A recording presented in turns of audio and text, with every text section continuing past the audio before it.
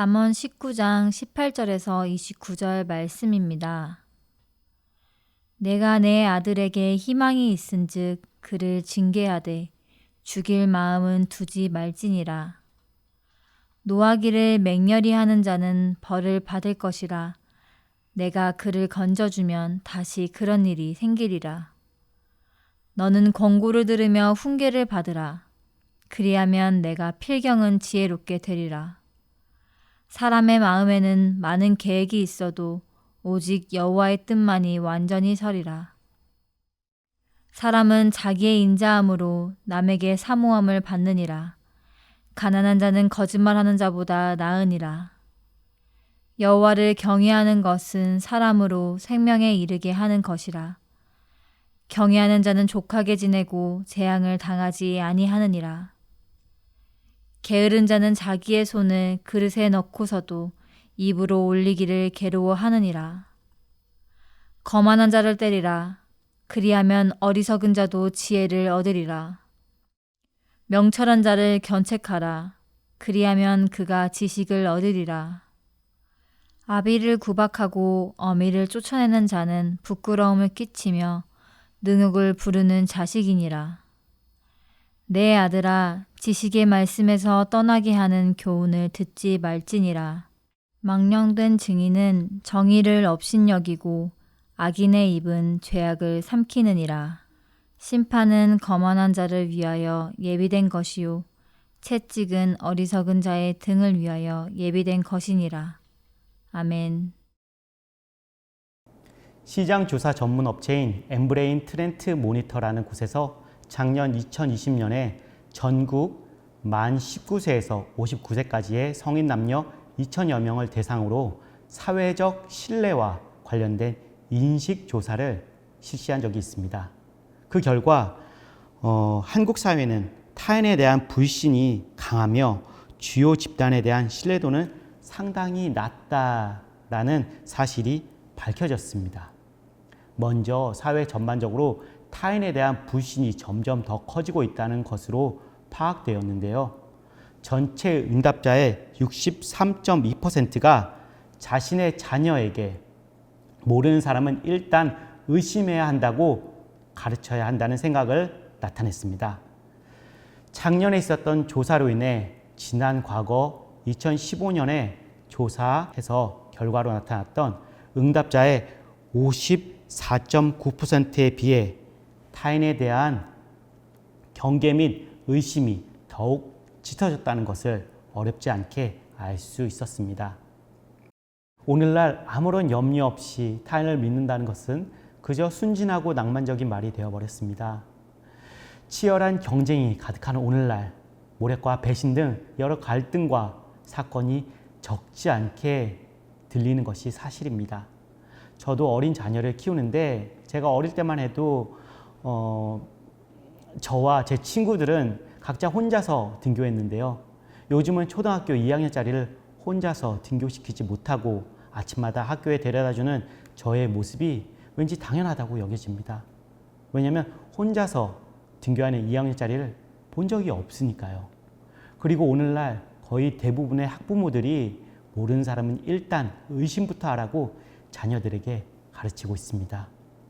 안타깝게도 이러한 한국 사회에 만연한 불신은 비단 인간관계에만 국한된 것이 아닙니다. 불신은 그 외에도 일상생활, 소비활동 전반에 걸쳐 나타나고 있으며 실제로 어렵지 않게 체감할 수 있습니다.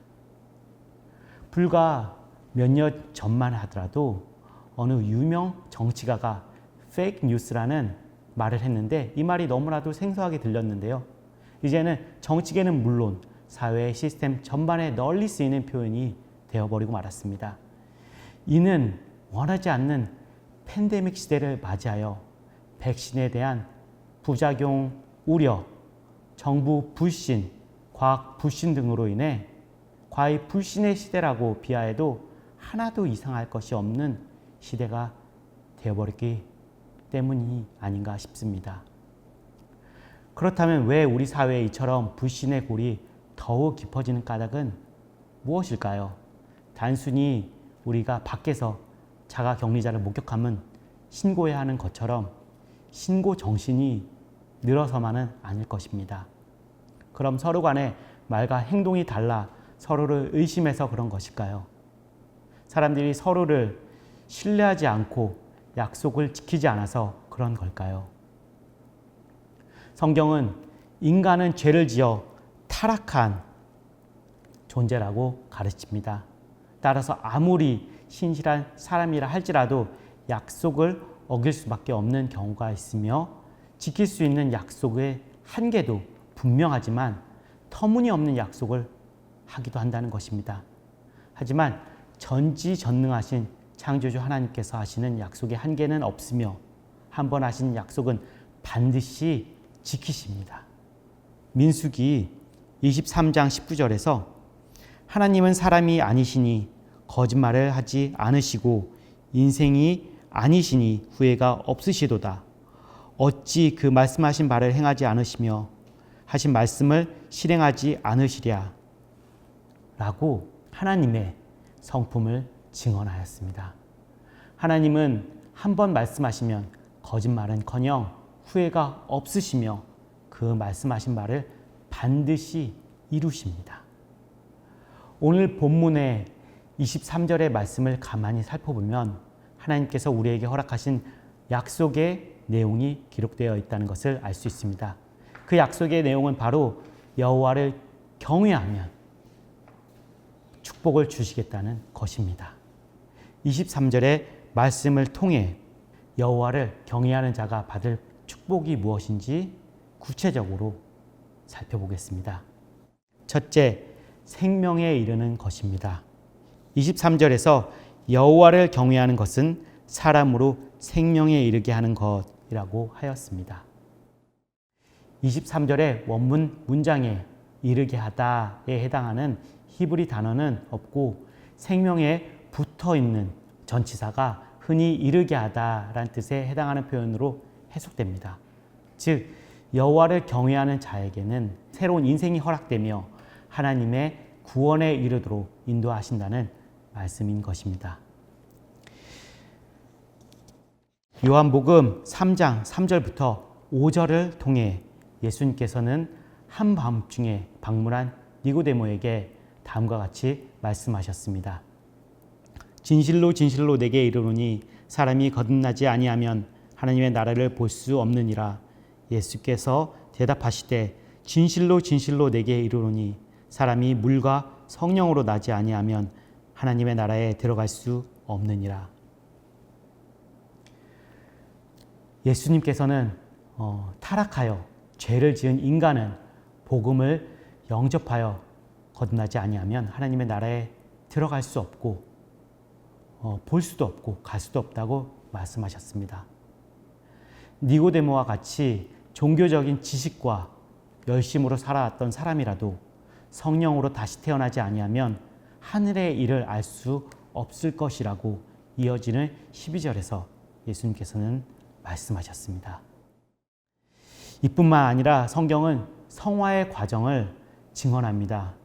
이미 거듭난 사람도 날마다 성숙한 하나님의 자녀가 되도록 그 신앙과 인격이 계속해서 그리스도의 장성한 분량에 이르기까지 그의 인격과 삶이 날마다 그리스도를 닮아갈 수 있다고 말합니다. 그리고 우리가 하나님을 경외함으로 참 생명을 소유한 하나님의 자녀가 되기를 원하십니다. 우리는 주님이 주시는 참 생명을 통하여 그리스도의 향기를 품고 살아야 합니다. 둘째, 족하게 지내는 것입니다.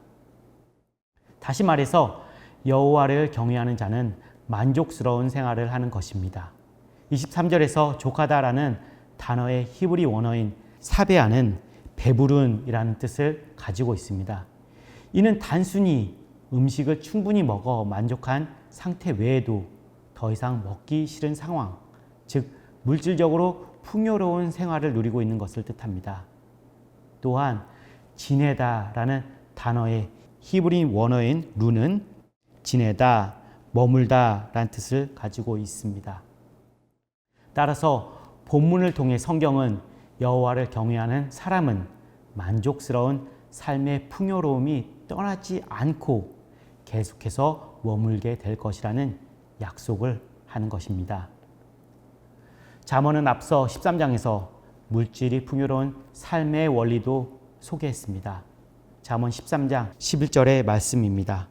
망령되이 얻은 재물은 줄어가고 손으로 모은 것은 늘어가느니라. 정당한 방법으로 재산을 모으고 이를 통해 주의를 거룩히 지키며 이 땅의 나라와 하나님의 나라를 위해 세금을 내며 우리에게 맡겨진 정당한 소득으로 우리는 축복받은 가정과 기업을 이룬다고 성경은 말한 것입니다. 하나님을 경외하는 자에게 하나님은 복을 주시며 죄인들과 같이 부당한 방법을 취하지 않아도 우리가 만족하게 지낼 수 있는 합당한 복음의 은혜를 허락하신다고 약속하셨습니다. 창세기 26장에서 하나님을 경외하는 이삭은 우물을 팔 때마다 물을 얻을 수 있었고 농사를 하여 100배나 되는 수확을 얻었습니다. 하나님을 경외하는 사람은 불의한 방법으로 재산을 모으지 않습니다. 그리고 욥기 20장에서 하나님을 경외하는 자의 재물은 하나님이 진노하시는 날에 산산이 흩어진다는 교훈을 주고 있습니다. 셋째, 재앙을 당하지 않는 것입니다. 이것이 23절에서 말하는 여호와를 경외하는 자에게 주어지는 약속인 것입니다. 여호와를 경외하는 자에게 주어진 마지막 위안의 약속은 재앙을 만나지 않는다는 것입니다. 재앙이라는 히브리 단어는 불행 또는 죄악이라는 뜻입니다. 당하다라는 히브리 동사 파카드는 방문하다, 지정하다 라는 뜻을 갖고 있습니다. 즉 불행이나 죄악과 같은 재앙이 여호와를 경외하는 자를 지칭해서 방문하지 않는다는 약속의 말씀인 것입니다. 출애굽 사건에서 애굽에게 내려진 10가지 재앙은 하나님을 경외하지 않는 민족에게 하나님께서 지정해서 내린 심판인 것입니다. 하나님께서 바로와 그의 신하 그리고 모든 애굽 사람들에게 나타냈듯이 죽음과 파멸밖에 남는 것이 없습니다. 오늘날 우리는 고도로 발달된 문명의 시대를 살아가고 있지만은 여전히 큰 죄와 유혹이 가득하고 각종 사고와 위험에 노출된 사회를 살아가고 있습니다. 그래서 우리 자녀가 언제 어디서 다칠지, 어떠한 범죄에 노출하게 될지, 어떤 병에 걸릴지 도무지 예측할 수 없는 불안한 상황입니다. 아무리 사회가 발전해 살기 좋다 할지라도 불안한 마음을 쉽게 가지지 못할 것입니다. 그러나 하나님을 경외하는 자는 오늘도 내일도 평안히 하루를 보낼 수 있습니다. 왜냐하면 하나님께서 친히 우리의 머리카락까지 다 세워놓고 계시며 우리의 필요와 걱정 모두를 아신다고 말씀하시며 두려워하지 말라, 걱정하지 말라라고 안심시켜 주시며 오늘도 내일도 눈동자같이 지키시고 주의 날개 그늘 아래 감추어 주신다고 약속해 주셨기 때문입니다. 사랑하는 주님의 교회 성도 여러분, 오늘날 타인에 대한 불신이 커지고 정보와 뉴스의 진위 여부를 놓고 의심하는 사람들이 점점 늘어가고 있다고 합니다. 치열한 경쟁과 불행한 사고와 사건이 만연하여 사회적 신뢰가 저하되고 있다는 것을 우리 모두 체감할 수 있을 것입니다. 하지만 사랑하는 주님의 교회 성도 여러분께서는 늘 한결같이 먼저 주님의 나라와 하나님의 의를 구하시길 바랍니다. 또한 하나님을 경외하며 의지하며 나아가시길 바랍니다. 그리하면 생명을 얻고 만족스러운 생활을 하며 재앙을 만나지 않게 될 것이라는 약속을 받게 될 것입니다. 오늘 하루 혼자 근심의 그림자 아래서 소중한 인생을 낭비하지 않길 바랍니다. 오직 선하신 하나님을 경외하며 동행하는 복된 삶을 살길 간절히 소망합니다.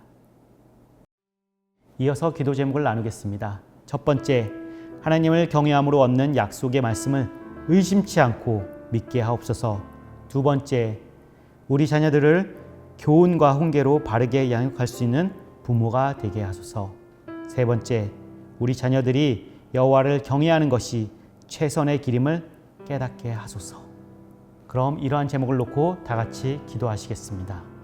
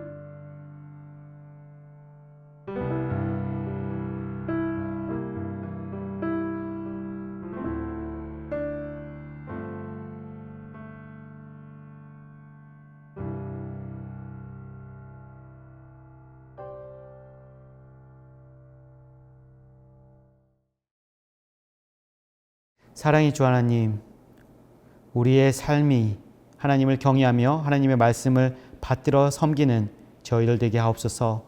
주님의 말씀을 항상 의지하여 믿어 의심치 않게 하소서.